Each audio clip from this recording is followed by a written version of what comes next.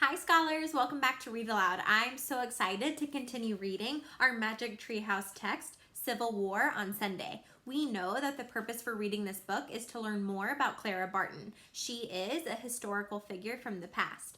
And we want to practice understanding our characters throughout the story as well as practicing our summarizing. We yesterday got to practice summarizing chapter 2, which you guys did a really great job with. Today, I'm pushing you to make sure you only use 3 to 4 sentences to only include the most important pieces of information. Let's go ahead and get started reading chapter 3 today. Chapter 3 is called Field Hospital.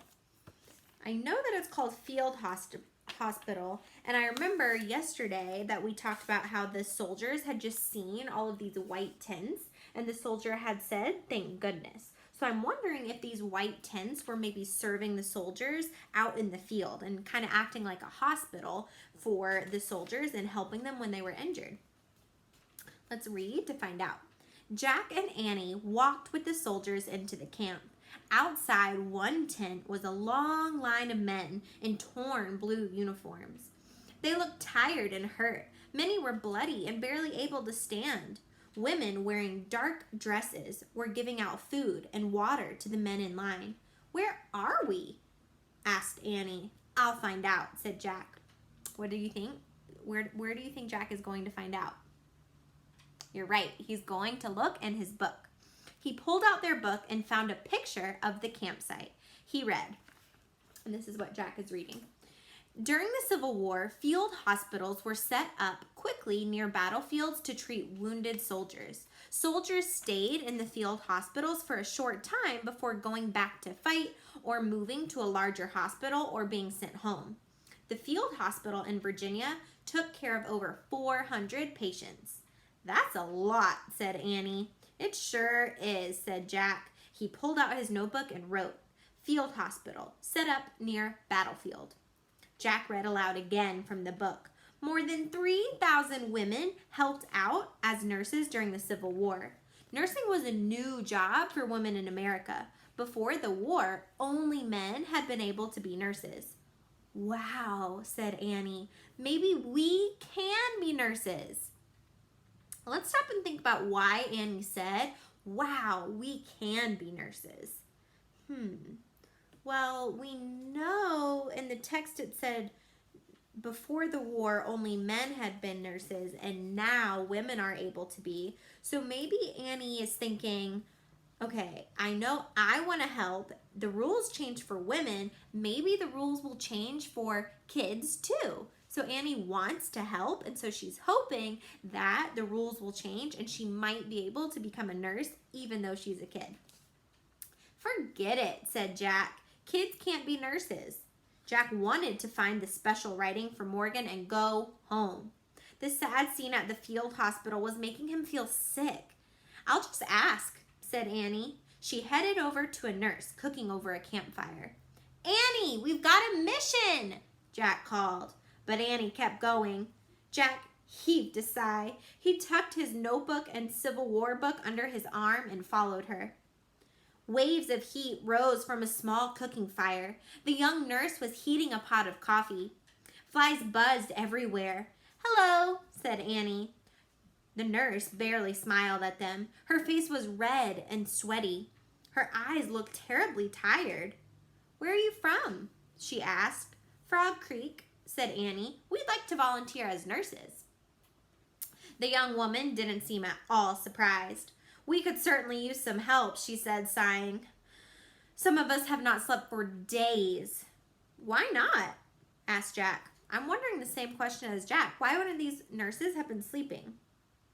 "The wounded are coming here from a battle near Richmond," said the nurse. "More and more keep coming. It never seems to end."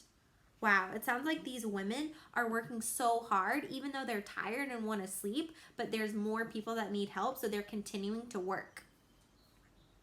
"Just tell us what to do," said Annie.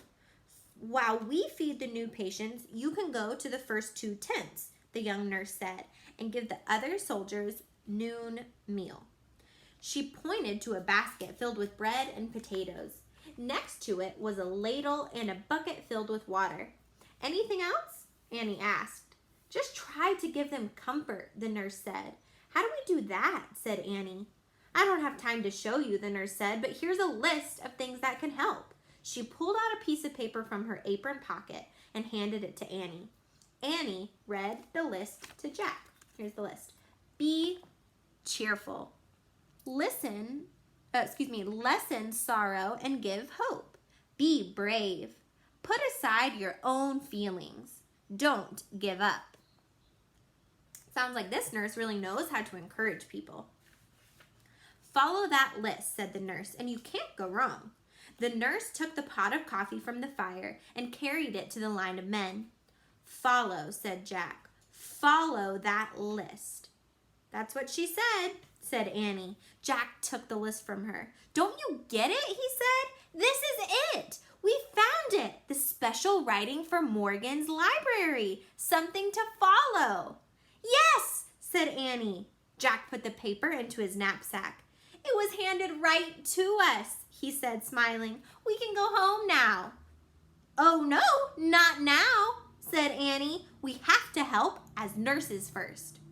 But Annie, said Jack. She picked up the food basket, then she started toward the row of white tents.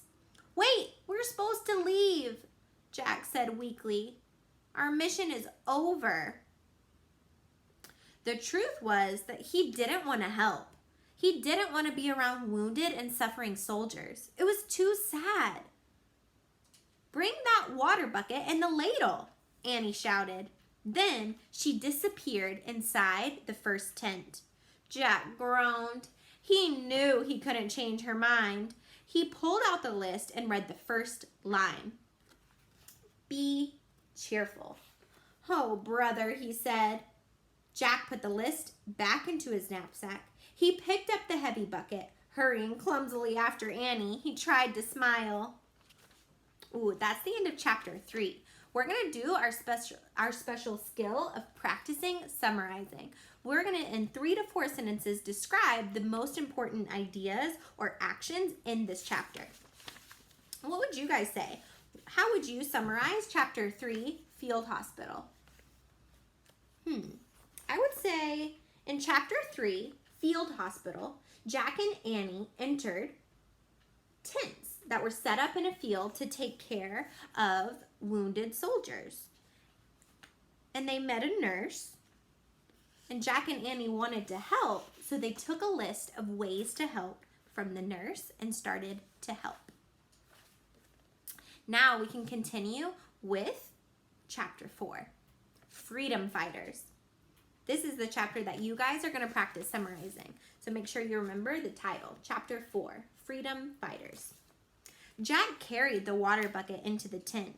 The scene inside was a nightmare. The tent was hot and stuffy. A dozen injured soldiers lay on small cots.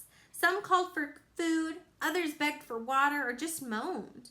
Jack wanted to rush back outside, but Annie got right to work. She rolled up her sleeves and smiled. Hi, everybody, she said cheerfully. Why did Annie say hi so cheerfully? What do you guys think? Why would Annie say, hi, everybody, so cheerfully? Well, we know in the text, on the list, it said to be helpful, one way was to be cheerful. And so we know Annie wants to help and do a really good job. So Annie must be thinking, I want to make these soldiers feel better, so I'm going to say it very cheerfully. And that's why Annie decided to say, hi, everybody, very cheerfully. Jack isn't feeling the same way. None of the soldiers smiled back. I have good news, she said. We brought lunch. Annie moved down the row of cots. She handed out pieces of bread and chunks of potatoes to all the patients. You'll be feeling better soon, she said to one sick man. You'll see your family again, she told another. Jack looked around nervously. He wasn't sure what to do. Give them water, Jack, Annie called to him. Jack saw a tin cup beside each man's cot. He picked up the first cup. Carefully, he used the ladle to fill it with water. Keeping his eyes down, Jack handed the cup to the patient. He felt shy and uncomfortable. He didn't know what to say. Jack moved on to the next patient and then the next. He gave each wounded man a cup of water, but he never looked right at any of them or spoke a word. Why doesn't Jack look or speak to the soldiers? Well, we read earlier that being around the soldiers made Jack really sad. And in the text, it says he felt shy and uncomfortable and he didn't know what to say. So that makes me think Jack doesn't look at the soldiers or say anything to them because he doesn't want to think about how sad they are and he doesn't want to say anything wrong. So he's just not saying anything at all. Soon, Jack and Annie had finished passing out food and water. "Goodbye," Annie said. She waved and left the tent. Jack quickly followed her. "Let's go home now," he begged once they were outside. "We've got what we came for. If we leave now, the patients in the next tent will go hungry and thirsty," said Annie. Jack sighed. "Okay," he said, "but after we take care of them, we're leaving for sure." Do you think they're going to leave after they go to that tent? Thumbs up or thumbs down? I'm thinking they might not. He followed Annie into the next tent. Just like the last tent, it was filled with wounded soldiers. But the soldiers in this tent were all African Americans. "Hi, everybody," Annie said, smiling warmly. Again, she passed out potatoes and bread. She also talked and made jokes. Jack poured water into each of the tin cups. Again, he didn't speak to any of the soldiers, but as he handed over the last cup, a patient spoke to him. "Thank you for your kindness," the soldier said. Jack glanced shyly at the man on the cot. He was an elderly, silvered-haired black man. "You're welcome," said Jack. He tried to think of something else to say, and he remembered Annie's cheerful words. "You'll get well soon," he told the patient. "You'll be with your family again."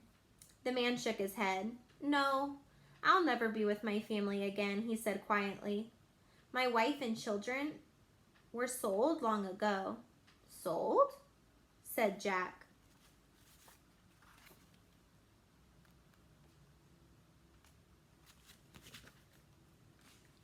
"Yeah, we were slaves," the man said. "You were a slave?" asked Jack.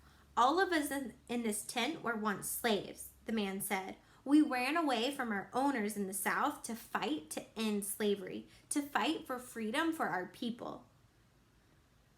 The man fell silent. "You're a very brave freedom fighter," said Jack. "Thank you, son." The man closed his eyes. Jack wanted to know more about slavery, but he didn't want to bother the patient, so he pulled out the Civil War book. He found a picture of African Americans, and he read, "In the 1800s, the United States was divided over the issue of slavery. The North wanted the country to end all slavery, but the South wanted to keep slaves. This disagreement between the North and South led to the Civil War." Jack looked down at the man's face. He looked very weary. Jack pulled the nurse's list of rules from his knapsack. "Lessen sorrow and give hope," he read. Jack put the list away. He leaned close to the man and spoke in a soft voice. "One day, your great-great-grandchildren will be doctors and lawyers," he said. The man opened his eyes. Jack went on. "They'll help run the government and schools. They'll be senators and generals and teachers and principals." The man stared hard into Jack's eyes. "Can you see the future, son?" he asked. Jack nodded. "In a way," he said. The man smiled a beautiful smile. "Thank you, son."